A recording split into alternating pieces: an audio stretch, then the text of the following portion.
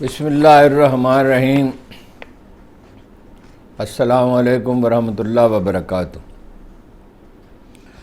اچھی خبر تو یہ ہے کہ پاکستان اور ایران کے درمیان تلخی کم ہو گئی اور مزید کم ہونے کا امکان پیدا ہو گیا، سفارتی تعلقات بحال ہو گئے۔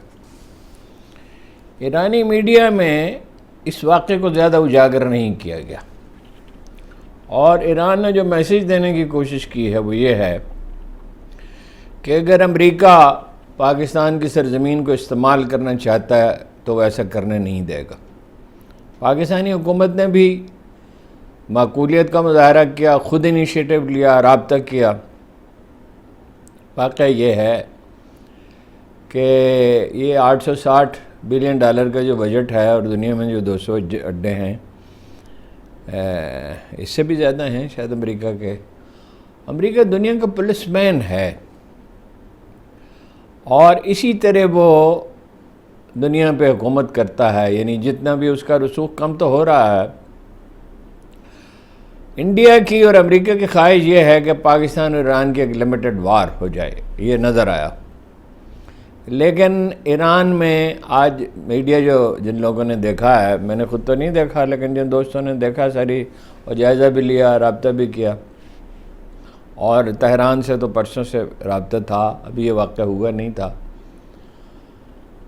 تو وہ ایرانی یہ محسوس کرتے ہیں کہ انہیں گھیرا جا رہا ہے۔ آذربائیجان جو ہے وہ وہاں پہ امریکیوں کا بڑا اڈا ہے، پاکستان کا تو حالانکہ وہ دوست ملک ہے، وہاں سے پرابلم ان کے لیے ہیں، عرب ممالک سے پرابلم تھے جس میں چین نے کمی لانے کی کوشش کی ہے۔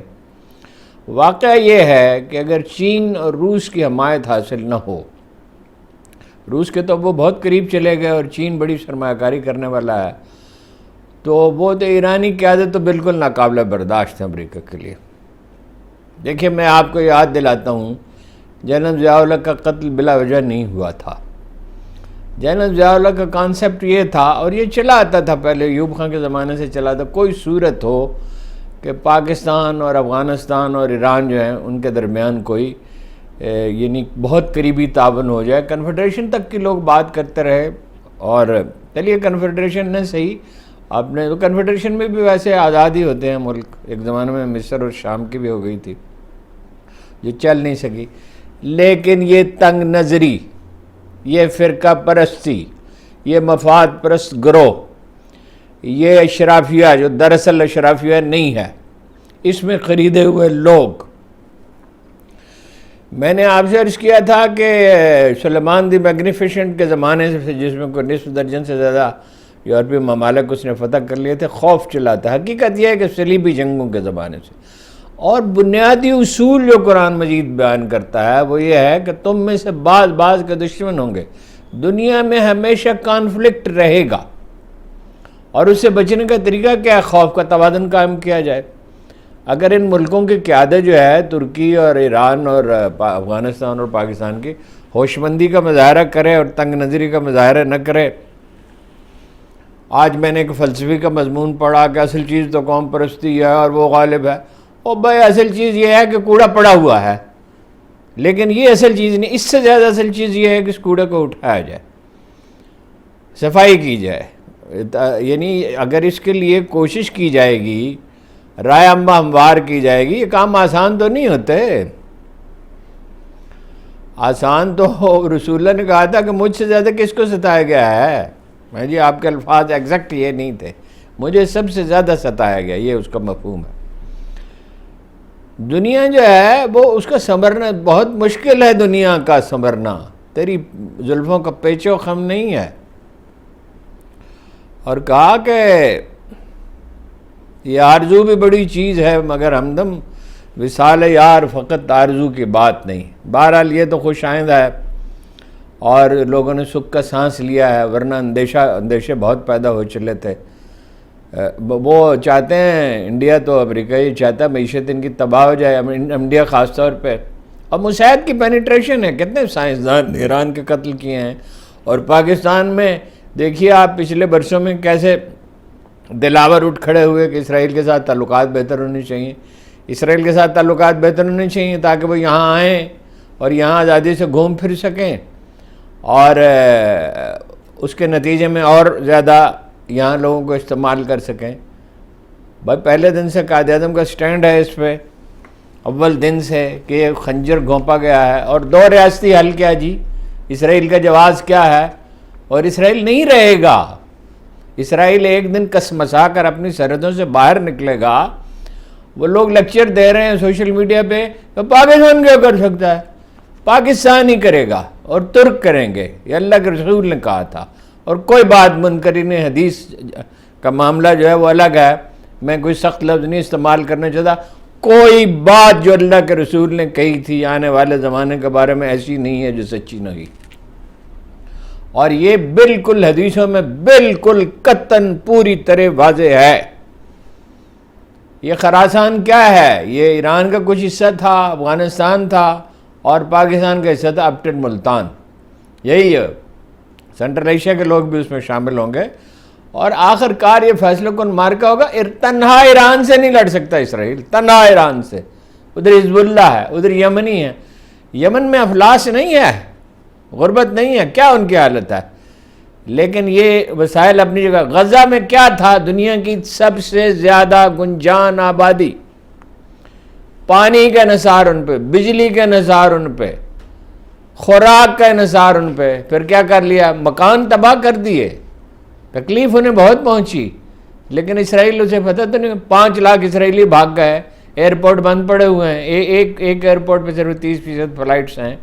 انویسٹمنٹ ختم ہو گئی، اور جناب کمپنیاں دیوالیہ ہونے لگیں. صرف 2 کمپنیوں کا میں نے پڑھا تھا، ایک کا $2.5 ارب کا چند ہفتوں میں، اور ایک کا $2 ارب کا نقصان ہوا ہے. تو ایسا نہیں ہے. انسانی عزم کے سامنے اگر اس میں حکمت کار فرما ہو اور لانگ ٹرم پلاننگ ہو اور ہوش مندی ہو، کوئی چیز نہیں ٹھہر سکتی. خالد بن ولید جب کہیں جاتے تھے تو وہ کیا کرتے تھے؟ ان کے کندھوں پہ 2 سر نہیں تھے، ان کے جسم لوہے کے بنے ہوئے نہیں تھے. تو ایک خط لکھتے تھے کہ میں اپنے ساتھ، میں ان لوگوں کو ساتھ لے کر آ رہا ہوں جو زندگی کو موت سے زیادہ عزیز رکھتے ہیں. جب موت کا خوف طاری ہو جائے گا تو اور نقصان کا اندیشہ ہوگا تو ظاہر سمٹ علی گیلانی وہاں کھڑے ہو کے مظفر آباد میں ساری عمر کہتا رہا میں پاکستانی ہوں، پاکستان ہمارا ہے. تو وہ اپنی طبی موت ہی مرا. مگر کیا شاندار زندگی اس نے پائی ہے. مسلمان زندہ ہوتے اسے نیلسن منڈیلا سے بڑا مقام دیتے. نیلسن منڈیلا بہت عظیم آدمی ہے، اس پہ کوئی شبہ نہیں ہے، اور اپنی وسعت ظرف کی وجہ سے بھی اور جو تکلیف اس نے اٹھائی اس کی وجہ سے بھی. باقی پاکستان کا منظر تو وہی ہے جی. مہم تو شروع ہو گئی، لیکن مہم اس طرح شروع ہوئی ہے کہ تھکے ماندے نواز شریف صرف 10 منٹ خطاب فرما سکے. لیا تو آج وہ گئے ہی نہیں. اور مریم کا وہی رٹارک لگتا ہے ایک ہی تقریر ہے، سن سن کے کان پک گئے ہیں. اور شہباز شریف الگ ہیں، اور شہباز شریف اور حمزہ الگ ہیں، اور وہ الگ ہیں. شہباز شریف کا تو اعلان بھی کیا گیا تھا مگر وہ نہیں گئے، اس کے باوجود نہیں گئے. اس کی مثلاً ان کی چوائس الگ ہے، وہ اس کی حمایت کر رہے ہیں اون چودھری کی، شہباز شریف. باقی پارٹی نہیں کر رہی ہے. وہ خیر وہ ترین پہ میں آتا ہوں، جہانگیر ترین صاحب کی پارٹی پہ، تو اس پہ الگ سے بات کرتا ہوں کیا اس مسائل ہے. وہ جو جبری شادی ہے جس پہ بڑے پریشان ہیں جہانگیر ترین صاحب آج کل. اب یہ دیکھنا یہ ہوگا، دیکھیے وہ پی ٹی آئی کو تو کمپین کی اجازت نہیں ہے. عمران خان نے کہا کہ 3 دن کے لیے مجھے رہائی دے دے، 3 دن کے لیے ایک جلسہ کرنے دیں. اور یہ جو خواب تھا ان کا کہ 25-30 سیٹوں تک محدود کر دیں گے، وہ نہیں ہو سکتا. 30-35 سیٹیں تو وہ آسانی سے کتنی بھی دھاندلی کرے تو پختونخوا سے لے لیں گے، وہ مسئلے ہیں، اور پنجاب میں بھی وہ لے لیں گے. اور وہ یہ جو ہے یہ پیپلز پارٹی اور نون لیگ اور جہانگیر ترین اور وہ اپنا بیچارہ منہنی صاحب پرویز خٹک ہیں جس کا مذاق اڑائے اڑانے نہیں چاہیے. ویسے مذاق بھائی اس کا وزن کم ہے تو اس سے کیا ہے، ویسے سیاسی وزن بھی کم ہی ہے.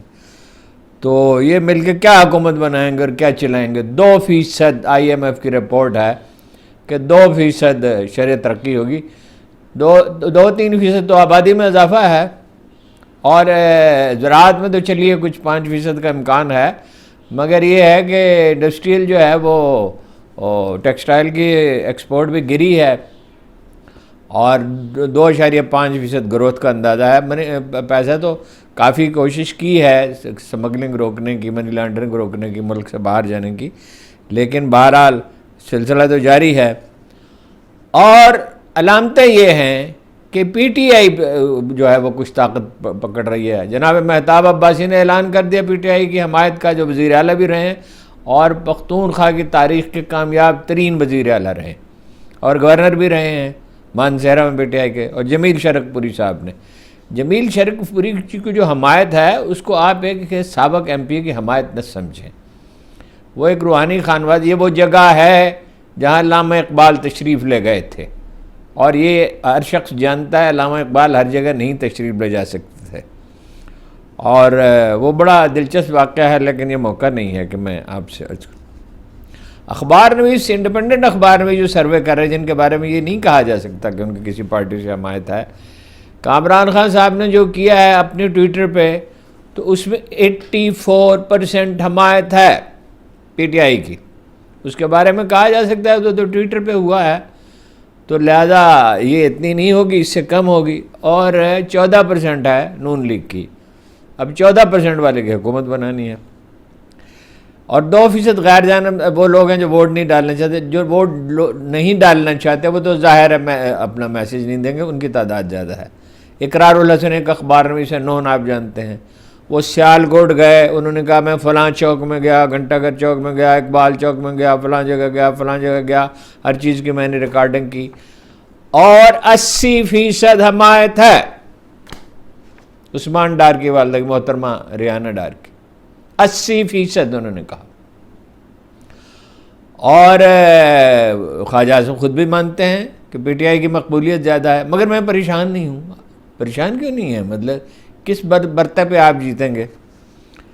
اور نون لیگ کی تو جو کمپین ہے وہ جلسے ولسے تو ان کو کوئی نہیں ہو رہا ہے۔ میں نے کہا تھا کہ کوئی نسبتاً بھرپور جلسہ تھا، قصباتی جلسے کے حساب سے میرا خیال تھا حافظ آباد کا کامیاب ہے۔ حافظ آباد والے بڑے ناراض ہوئے مجھ پہ، اس پہ وہاں سے میسیج آیا تھا، کس نے آپ سے کہا ہے جی بڑا جلسہ تھا؟ آدھی گراؤنڈ انہوں نے کہ جو جلسہ گاہ کے لیے رکھی وہ بھی نہیں بھر سکی، تو بڑا جلسہ کیا تھا۔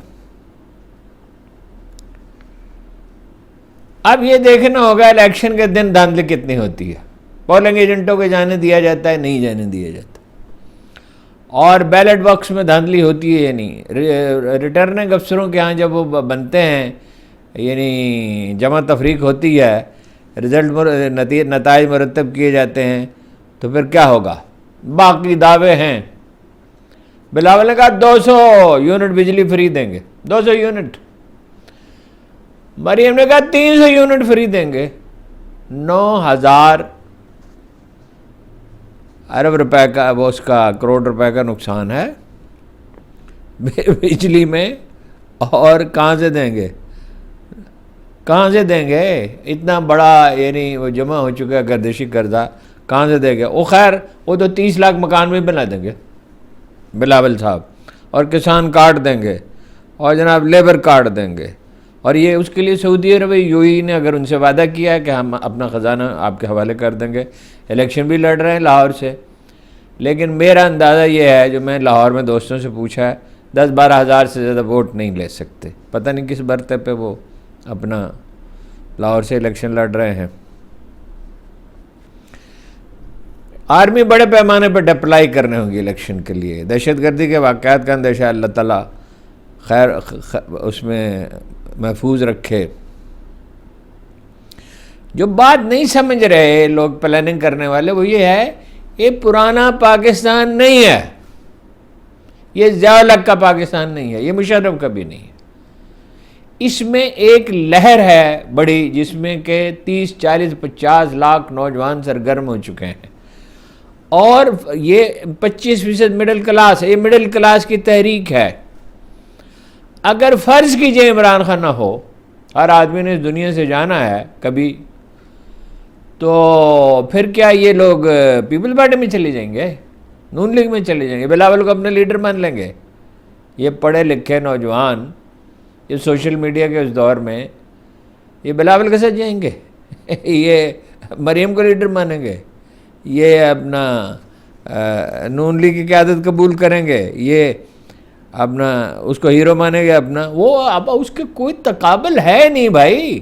جب وہ حکومت میں نہیں تھا تو اس نے شوکت خانم ہاسپٹل بنایا، نمل کالج بنایا، ہاں جی، اور 10,000 شیلٹر ہوم، اس کے ساتھ اس کا کرزمہ ہے. اور مطلب یہ وہ جس طرح چٹان کی طرح ڈٹ کے کھڑا ہوا، یہ تو چند ہفتے نہیں گزار سکتے جیل میں، اگر رہے کچھ دن تو مجبوری سے رہے.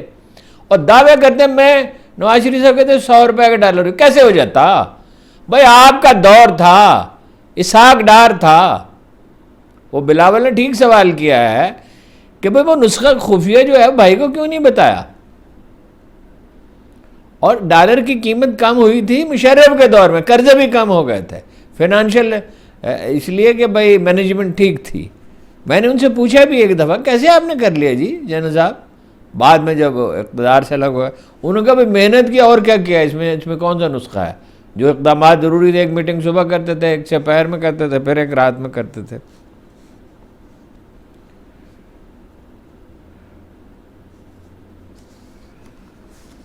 مسلم لیگ جو ہے نا جی، اس میں ناراضگی ہے. اور یہ جو جبری شادی ہوئی ہے سوائے علیم خان والے حلقے کے، جہاں سعد رفیق صاحب نے اور ریل اصغر صاحب نے، جس کی وجوہات ذاتی ہیں، سعد رفیق میں تو بارے میں تو کہا جاتا ہے کہ ان کے بزنس پارٹنر بھی ہیں، کسی جگہ ان دونوں پارٹیوں میں انڈرسٹینڈنگ نہیں ہو رہی. وہ لودھران سے بھی الیکشن لڑ رہے ہیں، اپنا 7 سیٹیں تو وہ انہوں نے کہا انڈرسٹینڈنگ ہو گئی ہے، لیکن انڈرسٹینڈنگ کیسی ہے کہ ان کے حلقے میں یہ کوئی جلسہ نہیں کرے گے، ان کے لوگ ان کو ووٹ نہیں دیں گے. جہانگیر ترین کے جو حامی جی جتنے بھی ہیں، جو بھی ہیں، شخصیات ہیں، پارٹی تو نہیں، پارٹی تو بن نہیں سکی. وہ ناخوش ہیں، وہ کہہ رہے میں یہ کام کرنا ہی نہیں چاہتا تھا. ان کو اندازہ ہی نہیں ہے پارٹیاں اس طرح نہیں بنتی. پارٹیاں دیکھیے یہ پالیٹکس کی مکینکس ہیں، اس کو سمجھنا پڑتا ہے. تو چونکہ سیاسی حرکیات کو سمجھتے نہیں، مشاہد حسین صاحب ان کو ٹھیک مشورے دے رہے ہیں کہ نواز شریف صاحب صدر بن جائیں، بھائی کو بنا دیں وزیر اعظم، کسی اور کو بنا دیں. لیکن اقتدار ایسی چیز ہے، کون کسی کو بناتا ہے؟ البتہ یہ اشارہ انہوں نے دے دیا ہے کہ میرے بعد میری صاحبزادی جانشین ہوں گی، اور وہ یا ان کو پنجاب دیں گے، اور اگر مرکز میں ہوں گی تو پنجاب میں مداخلت ضرور کریں گی. یہ ہو نہیں سکتا، یہ ان کے مزاج کے خلاف ہے کہ وہ مداخلت نہ کریں. وہ میں بہت سی تفصیلات ہیں لیکن وہ میں اس میں پڑھنا نہیں چاہتا کہ وہ خاتون ہیں. اب پولنگ ایجنٹوں کے ساتھ کیا کریں گے یہ میں نہیں کہہ سکتا. اور کتنا وہ اپنا عمل دخل ہوگا پولیس کا، اور پولنگ اسٹیشنوں پہ کتنی دھاندلی ہوگی، یہ اس دن اندازہ ہوگا. بہرحال اس کی مزاحمت ہوگی اور منصوبہ کامیاب نہیں. میں اپنی اس رائے پہ قائم ہوں پوری شد و مت کے ساتھ کہ کچھ بھی ہو جائے، یہ جو محدود کرنے کا ان کا خیال ہے یہ نہیں ہوگا. نمبر 1. نمبر 2، یہ جو حکومت بنے گی جعلی حکومت بغیر عوامی تائید کے، یہ کر کچھ نہیں سکے گی. ٹھیک ہے. وہ ہمارے محلے میں ایک بزرگ رہتے تھے، میں نے ایک دفعہ والد گرامی سے پوچھا کہ یہ بھی فوج میں تھے؟ انہوں نے کہا ہاں، ایک وقت آیا تھا سیکنڈ ورلڈ وار میں جو آدمی اپنے گھٹنوں پہ ہاتھ رکھ کے کھڑا ہو سکتا تھا اسے فوج میں شامل کر لیا جاتا تھا. تو یہ اپنے گھٹنوں پہ ہاتھ رکھ کے کھڑے ہونے والے جو ہیں وہ ٹھیک سے چل نہیں سکتے. نواز شریف صاحب 5 بیماریاں ہیں انہیں، بلڈ پریشر ہے، شوگر ہے، دل سے دماغ کو جانے والی رگ کمزور ہے، شارٹ ٹرم میموری متاثر ہے، ہارٹ کا مسئلہ ہے. تو کیا وہ پہلے بھی انہوں نے اسحاق ڈار کے حوالے، کس کے حوالے؟ اسحاق ڈار کے. اور اب بھی اسی طرح کے لوگ ہوں گے. ایک اب یعنی صورتحال یہ ہے کہ ایک پارٹی ایسی ہے جو جلسہ کر نہیں سکتی، سارا زور لگا کے 2 4 5 ہزار آدمی جمع کرتے ہیں، اور جو کر سکتی ہے اسے کرنے نہیں دیا جا رہا. تو یہ کس طرح کا الیکشن ہے؟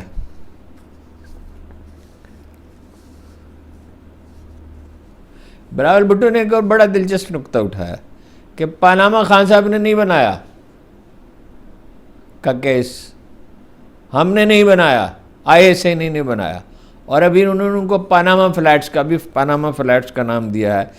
تاثر یہ دے رہے ہیں کہ ہم دو طرح کے میسیجز دے رہی ہے پیپلز پارٹی. ایک یہ کہ ہم ان کے ساتھ کبھی نہیں ملیں گے، ایک یہ کہ ہمارے بغیر حکومت بن نہیں سکتی. مگر یہ ہے نور کو شہباز شریف نہیں کہتے تھے لاہور لاڑکانہ اور کراچی کی سڑکوں پہ اگر نہ گھسیٹا زرداری صاحب کو تو میرا نام شہباز شریف نہیں. پھر میں نے معافی مانگ لیا. تو یہ بنائیں گے، اگر ان کا بس چلا تو بنائیں گے اکٹھے حکومت 40%، اور بعض رپورٹیں کہتی ہیں 46% مہنگائی ہوئی ہے، 350 روپے کلو پیاز ہے، اور باقی چیزوں کی قیمتیں میں نے نوٹ کی، لیکن اب وہ تفصیلات بتانے سے کیا ہے فائدہ۔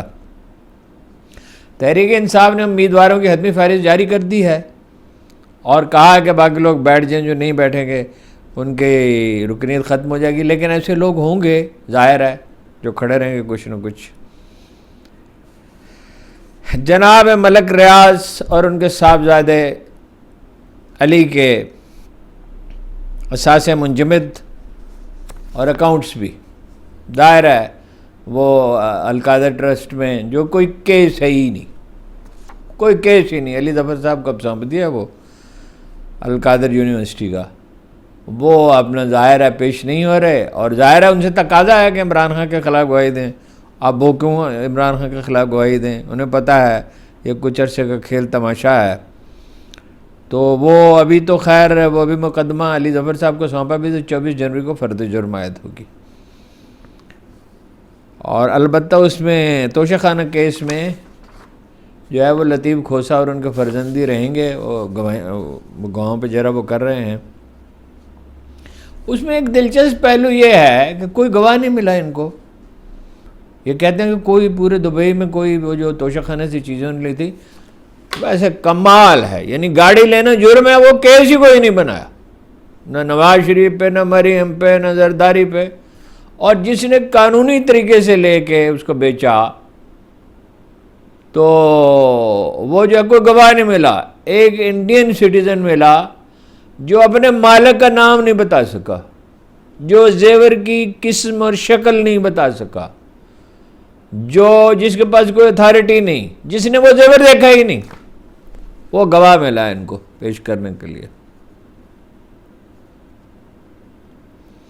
اس وقت اگر کوئی بڑا واقعہ ہو سکتا ہے تو یہ ہے، یہ پولنگ پہ انحصار ہے کتنا اگر تو نوجوان نکل آئے، کوئی 5.5 اور 6 کروڑ کے درمیان ہے، اس میں سے 3 کروڑ آدمی پولنگ اسٹیشنوں پہ پہنچ جاتے ہیں، تو بس عمران خان صاحب نے مختصر سے گفتگو کی ہے اخبار نویسوں سے کہ پاکستان کے بحران کا حل شفاف الیکشن ہے۔ شفاف الیکشن جی، شفاف الیکشن کہاں، اور واضح مینڈیٹ انہوں نے کہا۔ تو ان کی کل کی تقریر میں بہت بحث ہو رہی ہے کہ ایک طرح سے انہوں نے مذاکرات کی پیشکش کی ہے، فوج کو ذمہ دار نہیں ٹھہرایا۔ تو نون لیگ منشور نہیں دے سکی جناب، 2 عظیم دانشور مفکرین کرام، وہ 27 کو کہتے جی منشور دیں گے، اور منشور کیا دیں گے جی، کہنے کے لیے کچھ ہے نہیں، سا ختم ہو چکی، 85 والی جگہ پہ کھڑے ہیں نواز شریف، اور جو ریکارڈ ہے یہ پچھلے، یہ ابھی بھی انہی کی حکومت ہے، یہ 2 سال میں مہنگائی کے سارے ریکارڈ توڑ دیے، دنیا بھر کا میڈیا کہہ رہا ہے کہ کوئی مثال ہی نہیں ملتی پاکستان میں اس طرح مہنگائی ہوئی ہو۔ اور آج تحریک انصاف کے ورچوئل جلسے سے 1 گھنٹہ پہلے اپنا انٹرنیٹ بند کر دیا، اس کا گلا گھونٹ دیا، سلو کر دیا، بہت ہی کام کرنے میں بڑی دشواری پیش آئی۔ تو یہ ہے، یعنی ایک آدمی ہدف ہے، ہاں جی، اور مگر یہ کہ کسی طرح ہدف حاصل تو نہیں ہو رہا، ٹھیک ہے۔ جسٹس اطہر من اللہ صاحب نے بڑی امپورٹنٹ گفتگو کی ہے، کاش میں تفصیل کے ساتھ اس کو بتا سکتا، وقت کم ہے۔ بہرحال انہوں نے کہا کہ جج کو خوفزدہ نہیں ہونا چاہیے، جج کو تنقید برداشت کرنی چاہیے، اظہار رائے کی آزادی ہوتی تو 71 کا سانحہ نہ ہوتا، اور ڈکٹیٹرشپ کے ساتھ تحت ہم رہے ہیں، اور لوگوں کو 1971 میں مغربی پاکستان میں لوگوں کو غلط تصویر دکھائی گئی تھی، اور ان کی تقریر کا جو ہدف ہے وہ کن لوگوں کو مخاطب کر رہے ہیں یہ تو ظاہر ہے جی۔ بظاہر تو کورٹس رپورٹر سے بات کر رہے تھے، لیکن ان کا مخاطب تو کوئی اور لوگ تھے۔ یہی تھی جناب اہم ترین چیزیں۔ تو باقی جو عمران خان صاحب نے کہا ہے وہ آپ نے سن لیا ہوگا.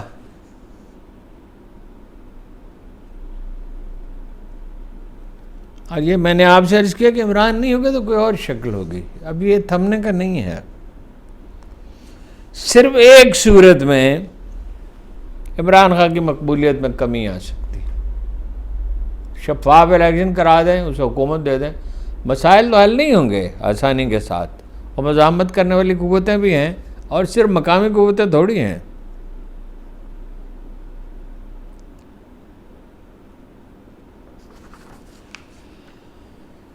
اہم ترین چیزیں تو یہی تھیں, اور کچھ اور نکات بھی ہیں, لیکن وقت کم ہے, ظاہر ہے. بہت سمع خراشی میں نے آپ کی. آپ کو بہت بہت شکریہ.